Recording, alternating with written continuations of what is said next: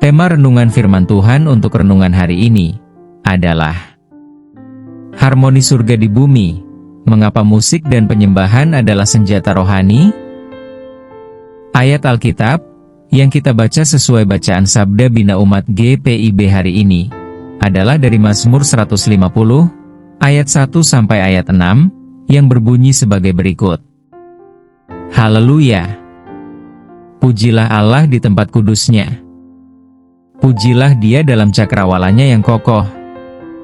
Pujilah Dia karena segala keperkasaannya. Pujilah Dia sesuai dengan kebesarannya yang hebat. Pujilah Dia dengan tiupan sangkakala. Pujilah Dia dengan gambus dan kecapi.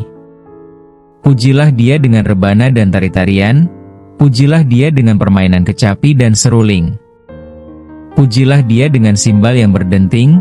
Pujilah Dia dengan simbal yang berdentang. Hendaklah segala yang bernafas memuji Tuhan.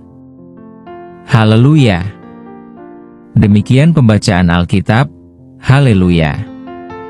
Saudara-saudari buah hati Allah, hari ini kita akan merenungkan satu bagian dari Alkitab, yaitu dari Mazmur 150 ayat 1 sampai ayat 6, tentang kenapa Tuhan memerintahkan pujian dengan musik.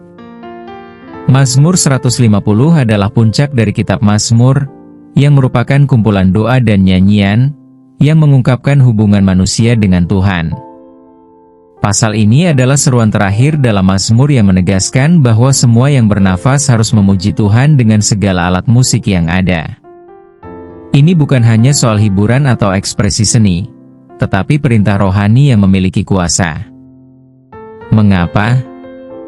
Karena musik adalah alat komunikasi ilahi, yang dapat mengubah atmosfer spiritual, membawa kelepasan, dan menjadi senjata dalam peperangan rohani. Dalam sejarah Alkitab, musik telah digunakan dalam berbagai situasi. Tembok Yerikho runtuh setelah peniupan sangkakala, yang diikuti dengan seruan umat, baca Yosua 6, ayat 20. Raja Saul disembuhkan dari gangguan roh jahat melalui musik yang dimainkan oleh Daud. Baca 1 Samuel 16, ayat 23. Paulus dan Silas dipenjarakan, tetapi saat mereka menyanyikan pujian, belenggu mereka terlepas. Dan pintu penjara terbuka. Baca Kisah Para Rasul 16, 25-26. Musik bukan sekadar suara, tetapi alat yang membawa hadirat Tuhan ke tengah kehidupan kita. Bagaimana kita melihat firman Tuhan ini untuk konteks masa kini? Apakah penyembahan masih memiliki kuasa? Di zaman modern, musik lebih dari sekadar hiburan. Setiap hari kita dikelilingi oleh lagu-lagu yang mempengaruhi jiwa kita, baik secara positif maupun negatif. Musik dunia seringkali membawa pesan egoisme, nafsu kedagingan, dan pemberontakan terhadap Tuhan. Sementara itu, pujian dan penyembahan sejati membawa kita mendekat kepada Tuhan, memperbarui roh kita, dan memberi kekuatan menghadapi pencobaan. Bahkan tidak sedikit orang yang tadinya tidak percaya kepada Yesus, bertobat dan hijrah menjadi orang percaya bahwa Yesus adalah Tuhan dan Juru Selamat mereka. Saat ini, banyak orang merasa terjebak dalam tekanan hidup, seolah-olah tidak ada jalan keluar. Kehilangan arah dan tujuan, mencari sesuatu yang bisa mengangkat roh mereka. Mencari mukjizat dan kelepasan, tetapi belum menyadari bahwa salah satu kuncinya adalah penyembahan sejati. Ingatlah, Tuhan tidak berubah. Jika pujian memiliki kuasa untuk meruntuhkan tembok-tembok penjara hati, menyembuhkan luka-luka batin dan sakit penyakit, serta melepaskan orang-orang dari kuasa kegelapan di zaman Perjanjian Lama, maka kuasa itu masih ada hari ini. Kita hanya perlu mengaktifkannya kembali dalam hidup kita.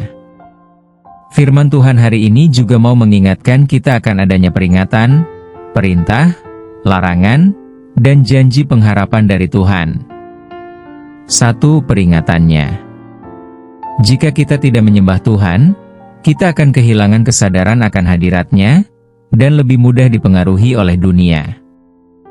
2. Perintahnya. Gunakan setiap kesempatan untuk memuliakan Tuhan, dengan suara dan alat musik yang kita miliki. 3 larangannya. Jangan hanya menyanyikan lagu tanpa hati, karena penyembahan yang kosong tidak berkenan di hadapannya. 4. Janji pengharapan Tuhan.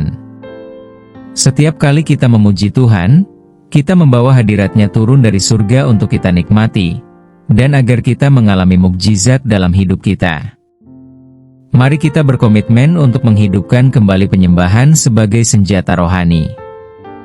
Hari ini, Tuhan memanggil kita untuk mengubah cara kita melihat musik dan penyembahan.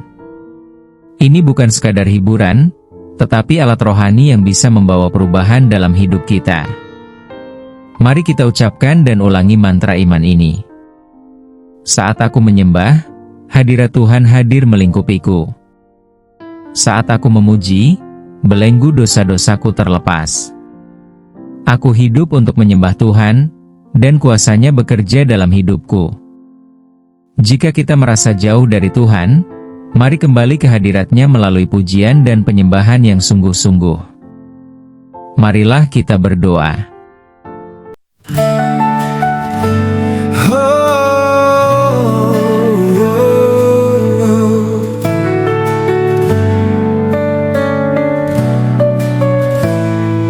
Nada pertama ku mainkan bagimu Tuhan, dan dengan irama hatiku yang berserah penuh. Setiap denting gitar, setiap suara nafasku hanya untuk kemuliaan-Mu.